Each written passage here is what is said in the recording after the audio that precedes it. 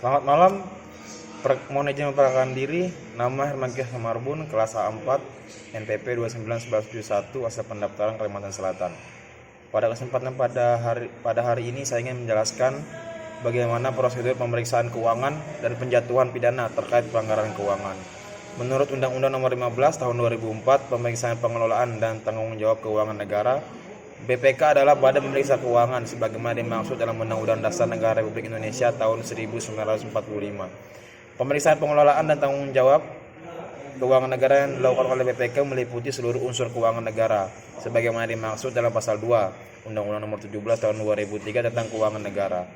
Pemeriksaan adalah proses identifikasi masalah, analisis dan evaluasi yang dilakukan secara independen, objektif dan profesional berdasarkan standar pemeriksaan untuk menilai kebenaran, kecermatan, kredibilitas, dan keandalan informasi mengenai pengelolaan dan tanggung jawab keuangan negara.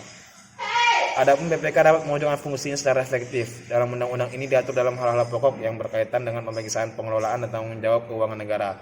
Antara lain A. Lingkup pemeriksaan 44 Pasal 2. Pemeriksaan keuangan negara meliputi pemeriksaan atas pengelolaan keuangan negara dan pemeriksaan atas tanggung jawab keuangan negara. 1. BPK melaksanakan pemeriksaan atas pengelolaan dan tanggung jawab keuangan negara. Pada pasal yang ketiga, dijelaskan juga bahwa pemeriksaan pengelolaan dan tanggung jawab keuangan negara yang dilakukan oleh BPK meliputi seluruh unsur keuangan negara, sebagaimana dimaksud dalam pasal 2 Undang-Undang 17 Tahun 2003 tentang keuangan negara. Dalam hal pemeriksaan dilaksanakan oleh akuntan publik berdasarkan ketentuan undang-undang. Laporan hasil pemeriksaan tersebut wajib disampaikan kepada BPK dan dipublikasikan. Pelaksanaan pemeriksaan, pasal 6. Penentuan objek pemeriksaan dan pelaksanaan pemeriksaan, penentuan waktu dan metode pemeriksaan, serta penyusunan dan penyajian laporan pemeriksaan dilakukan secara bebas dan mandiri oleh BPK. Pasal 7.1 dalam merencanakan tugas pemeriksaan BPK memperhatikan 1. Permintaan saran dan pendapat lembaga perwakilan.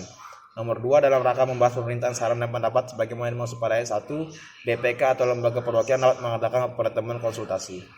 Pada pasal 9 dalam menyelenggarakan pemeriksaan pengelolaan dan tanggung jawab keuangan negara, BPK dapat memanfaatkan juga hasil pemeriksaan aparat pengawasan intern pemerintah. Untuk keperluan sebagaimana dimaksud pada ayat 1, laporan hasil pemeriksaan intern pemerintah wajib disampaikan kepada BPK. Pasal 10 dalam pelaksanaan tugas pemeriksaan, pemeriksa dapat A. Meminta dokumen yang wajib disampaikan oleh pejabat atau pihak lain yang berkaitan dengan pelaksanaan pemeriksaan pengelolaan dan tanggung jawab keuangan negara. B. Mengakses semua data yang disimpan di berbagai media, aset, lokasi, dan segala jenis barang atau dokumen dalam penguasaan atau kendali dari entitas yang menjadi objek pemeriksaan atau entitas lain yang dipandang perlu dalam pelaksanaan tugas pemeriksaannya. C.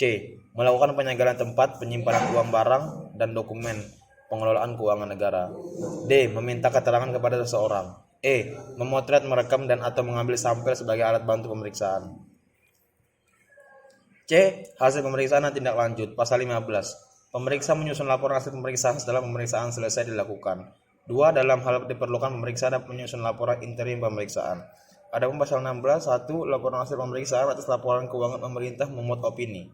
2. Laporan hasil pemeriksaan atas kinerja memuat temuan, kesimpulan, dan rekomendasi. 3. Laporan hasil pemeriksaan dengan tujuan tertentu memuat kesimpulan. 4. Tanggapan pejabat pemerintah yang bertanggung jawab atas temuan, kesimpulan, dan rekomendasi pemeriksa dimuat atau dilampirkan pada laporan hasil pemeriksaan. Berikutnya adalah penjatuhan pidana terkait pelanggaran keuangan. Adapun bab 6 ketentuan pidana, pasal 24, 1 ayat 1, setiap orang yang dengan sengaja tidak menjalankan kewajiban menyerahkan dokumen dan atau memberikan keterangan yang diperlukan untuk kepentingan kelancaran pemeriksaan, pengelolaan, dan tanggung jawab keuangan negara sebagaimana dimaksud dalam pasal 10 dipidana dengan pidana penjara paling lama 1 tahun 6 bulan dan atau denda paling banyak 500 juta rupiah. Setiap orang yang dengan sengaja mencegah dan menghalangi dan atau menggagalkan pelaksanaan pemeriksaan sebagaimana dimaksud dalam pasal 10 dipidana dengan pidana penjara paling lama 1 tahun 6 bulan dan atau denda paling banyak 500 juta rupiah.